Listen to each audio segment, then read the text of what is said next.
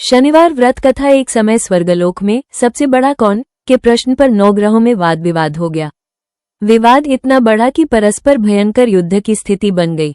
निर्णय के लिए सभी देवता देवराज इंद्र के पास पहुंचे और बोले, हे देवराज, आपको निर्णय करना होगा कि हम में से सबसे बड़ा कौन है। देवताओं का प्रश्न सुनकर देवराज इंद्र उलझन में पड़ गए।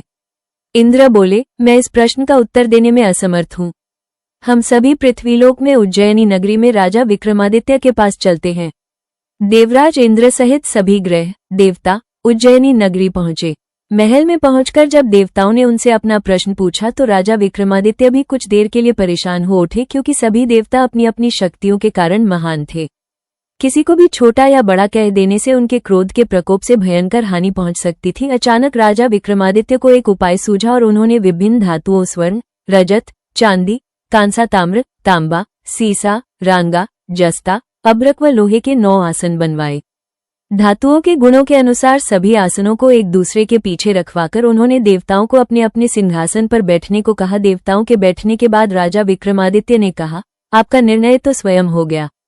जो सबसे पहले सिंहासन पर विराजमान है वही सबसे बड़ा है। राजा विक्रमादित्य के निर्णय को सुनकर शनि देवता ने सबसे पीछे आसन पर बैठने के कारण अपने को छोटा जानकर क्रोधित होकर कहा, राजा विक्रमादित्य, तुमने मुझे सबसे पीछे बैठाकर मेरा अपमान किया है।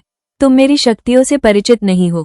मैं तुम्हारा सर्वनाश कर दूंगा। शनि ने कहा, सूर्य एक राशि पर 1 महीने, चंद्रमा 2.25 दिन, मंगल 1.5 महीने, बुध और शुक्र 1 महीने, बृहस्पति 13 महीने रहते हैं, लेकिन मैं किसी राशि पर 7.5 वर्ष 7.5 तक रहता हूँ।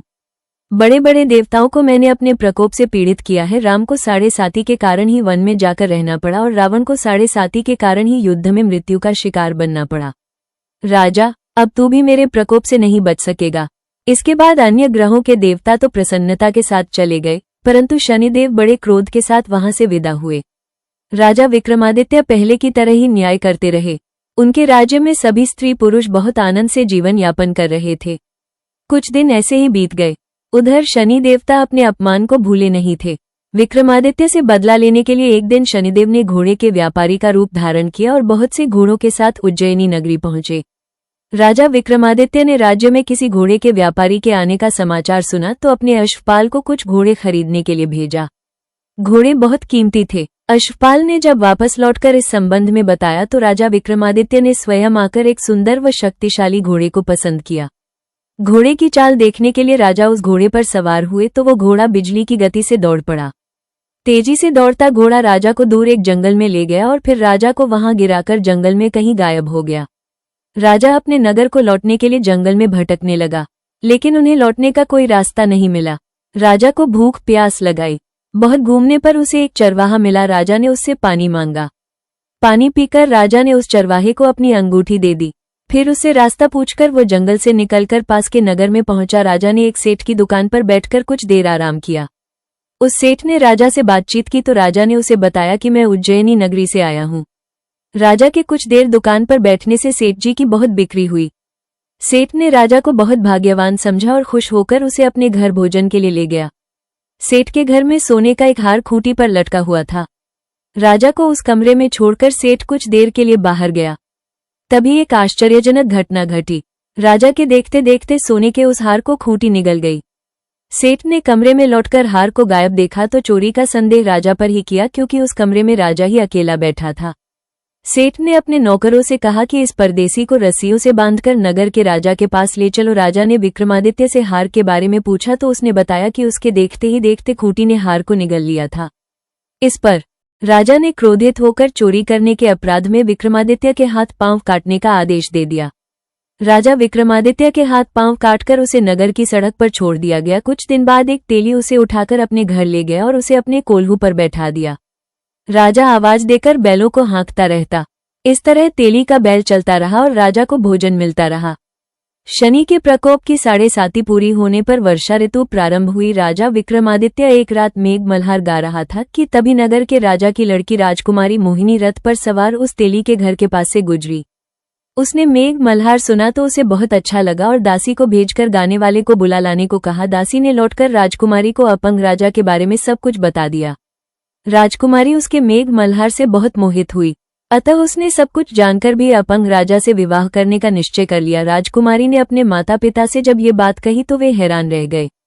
रानी ने मोहिनी को समझाया, बेटी, तेरे भाग्य में तो किसी राजा की रानी होना लिखा है, फिर तू उस अपंग से विवाह करके अपने पांव पर कुल्हाड़ी क्यों मार रही है। राजकुमारी ने अपनी जिद नहीं छोड़ी।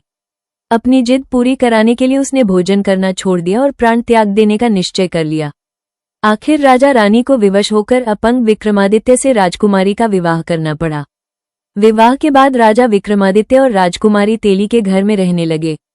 उसी रात स्वप्न में शनिदेव ने राजा से कहा, राजा, तुमने मेरा प्रकोप देख लिया, मैंने तुम्हें अपने अपमान का दंड दिया है।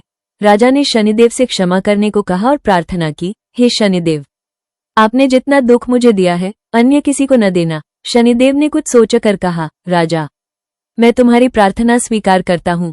जो कोई स्त्री पुरुष मेरी पूजा करेगा, शनिवार को व्रत करके मेरी व्रत कथा सुनेगा, उस पर मेरी अनुकंपा बनी रहेगी।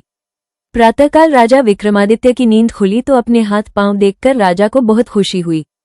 उसने मन ही मन शनिदेव को प्रणाम किया। राजकुमारी भी राजा के हाथ पांव सही सलामत देखकर आश्चर्य में डूब गई। तब राजा विक्रमादित्य ने अपना परिचय देते हुए शनिदेव के प्रकोप की सारी कहानी सुनाई। सेठ को जब इस बात का पता चला तो दौड़ता हुआ तेली के घर पहुंचा और राजा के चरणों में गिरकर क्षमा मांगने लगा। राजा ने उसे क्षमा कर दिया क्योंकि यह सब तो शनिदेव के प्रकोप के कारण हुआ था। सेठ राजा को अपने घर ले गया और उसे भोजन कराया। भोजन करते समय वहां एक आश्चर्यजनक घटना घटी। सबके देखते देखते उस खूंटी ने हार उगल दिया। सेठ जी ने अपनी बेटी का विवाह भी राजा के साथ कर दिया और बहुत से स्वर्ण आभूषण, धन आदि देकर राजा को विदा किया। राजा विक्रमादित्य राजकुमारी मोहिनी और सेठ की बेटी के साथ उज्जैनी पहुंचे तो नगरवासियों ने हर्ष से उनका स्वागत किया। अगले दिन राजा विक्रमादित्य ने पूरे राज्य में घोषणा कराई कि शनिदेव सब देवों में सर्वश्रेष्ठ हैं।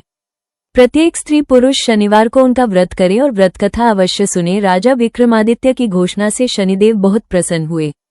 शनिवार का व्रत करने और व्रत कथा सुनने के कारण सभी लोगों की मनोकामनाएं शनिदेव की अनुकंपा से पूरी होने लगी। सभी लोग आनंदपूर्वक रहने लगे।